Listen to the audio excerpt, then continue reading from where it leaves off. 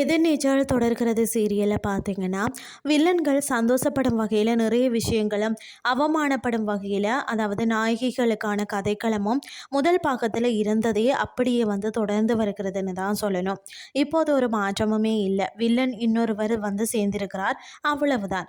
இப்படியே கதையை எத்தனை வருடங்கள் இயக்குனர் கொண்டு செல்வார் என்பது தான் தெரியல.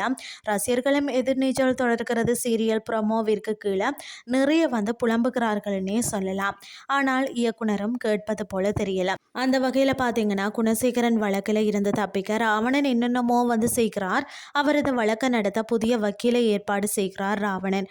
இன்னொரு பக்கம் நந்தினி ஜனனிக்கு ஜூஸ் கொண்டு கொடுக்க விசாலாச்சு அவள் கொடுத்ததை குடிக்காதே, பிறகு அவள் புருஷன் சொன்னது போல் ஆனால் என்ன செய்வது என கூறுகிறார். கடைசியாக சக்தி வேறு வீடு பார்க்க அலைய அங்கு அவர்கள் வாடகை அதிகம் கேட்பது போல குறித்து சொல்கிறார்கள். இதுதான் இன்றைய நாளுக்கான எபிசோட்.